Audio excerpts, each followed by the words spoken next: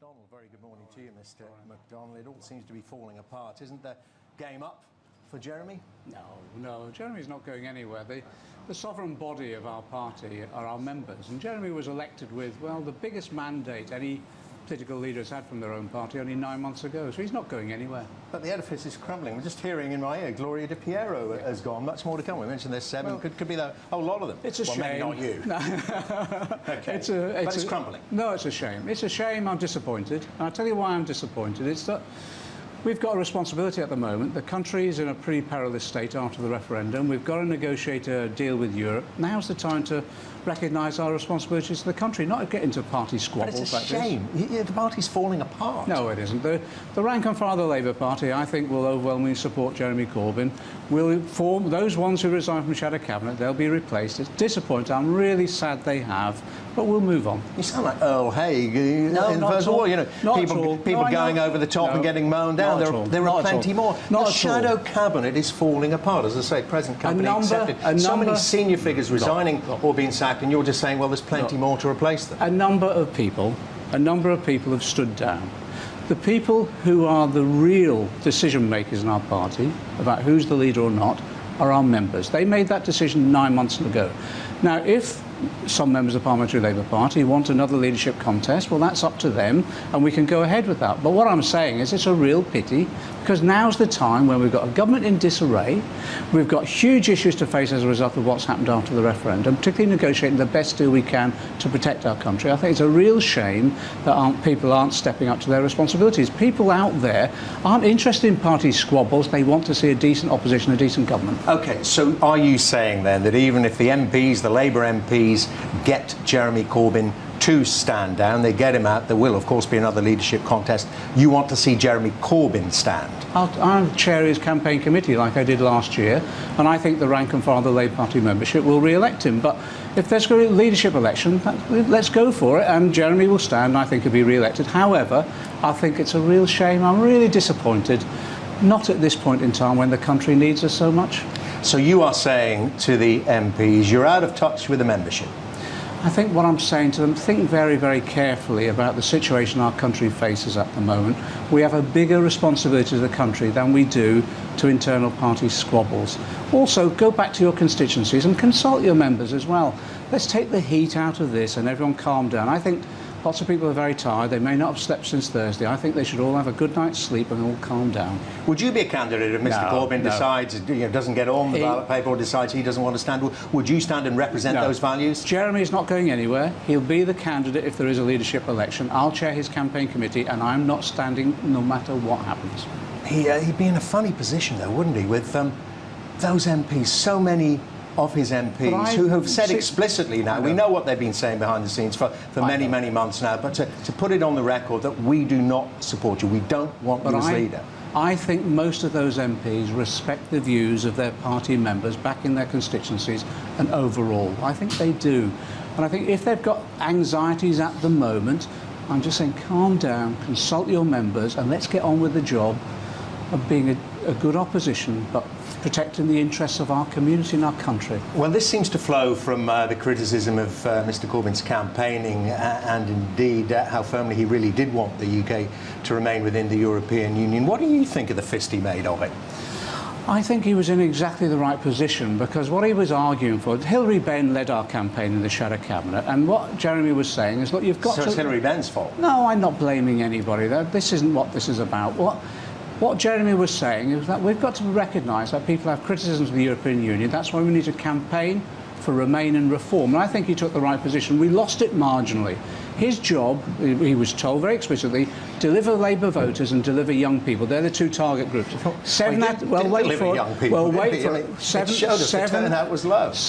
of 10 Labour voters voted for Remain. 4 to 1 young people voted to Remain. He did his job. We couldn't win the argument, unfortunately. The tragedy of it is now, all those promises that people were given from the Brexit side are now being unpicked and reneged upon. I think that's a real tragedy. But we've got to deal with that now, and that's why I say The responsibility on our shoulders is now to the country, not to party squabbles. Do you think there's an opportunity, I mean, personally, do you think there's an opportunity now to really develop socialism in an independent United Kingdom now we are about to leave the European Union? I think we've got to develop a policy programme, negotiate it with the rest of Europe. Remember, we have good relationships with socialist and social democratic parties and progressive movements across Europe. I think we can get a good deal, but I think that the best deal will come from the left. It'll be one based upon cooperation. It'll be one that's anti-austerity and about long-term investment, particularly in those communities that voted for Brexit because they felt left behind. And how do you address those for the view of the leadership? And, you know, there's one core message here. They said we have major concerns about immigration, and Jeremy Corbyn and you have been telling them all along, immigration is actually good for you. You've got it wrong. They're never going to swallow that, are they? I think we've got to really listen to people. And Jeremy did a major speech yesterday on immigration, so we've got to go out there. Freedom of movement will go now because we're no longer part of the European Union when that negotiation. Are you in favour of that? No, I think what we've got to do is negotiate and consult with people on the fairest system where we get the benefits but we don't get the disbenefits. And I think that's going to be a tough negotiation to have. The issues that came up in the campaign was migrant labour and youth trying to cut wages, pressure on public services and the loss of control. So those three issues we've now got to address. OK, and how are you going to address them? Are you going to say if we do get a deal with the European Union that does have to involve freedom of movement, we can't have that deal? Well, I don't think freedom of movement is on the table anymore, to be honest. The issue now is tackling the undercutting of wages, and that's about employment rights in particular, and that's about trade union organisation, I have to say. Pressure on public services, and that means if there is pressure on public services, partly as a result of government austerity, some parts because of migration, we invest in those public services. But in addition to that, that issue about how you create a non-discriminatory system is key, and we've got to listen to people on that. And just back to your thinking there that there are plenty of Labour MPs. I mean, there is a finite amount, and, you know, we look at the shadow cabinet that was originally formed by Jeremy Corbyn, and there were an awful lot of people with a lot of experience who didn't want to serve under Jeremy. Some did. So this current crop then were all thought to be at least tolerant of Jeremy Corbyn's views. They have gone or are about to go, many of them. You're saying there's another lot? Well, there'll be other MPs that are willing to serve because they have responsibility to the party. They respect the views of the party members. You'll be stopping people in the street very soon to serve in the shadow cabinet. Look, let's be serious about this. I'm really sorry people have resigned. It's a real shame. I'm so disappointed. But others will accept their responsibility, not just to their party, but more importantly to the country. We have a responsibility on our shoulders to protect our community now. OK, just want to put this to you, Mr McDonnell. As I mentioned, Gloria De Piera, the Shadow Minister for Young People and Voter Registration, has resigned, and this is something that she has had to say. I've always enjoyed a warm personal relationship with you, and I want to thank you for the opportunity to serve in your shadow cabinet. I accepted that invitation because I thought it was right to support you in your attempts to achieve the Labour victory the country so badly needs. I don't believe you can deliver that victory at a general election, which may take place in a matter of months. I've been contacted by many of my members this weekend, and it's clear that a good number of them share that view and have lost faith in your leadership. I mean, and that's the message we're going to hear many more times, it seems, today from these formerly loyal members of the shadow cabinet. You sat beside her and Heidi Alexander and others, and there is the looming general election, it seems. Do you think there should be a general election? Do you think in Jeremy Corbyn you've got the next Prime Minister? No, bring it on. Bring the general election on as soon as you like, as soon as the Tories like. If it is going to be November or next May, bring it on. Everyone has given Jeremy various electoral tests. Let's go through them. Oldham by-election, they said he wouldn't win that. He won it hands down.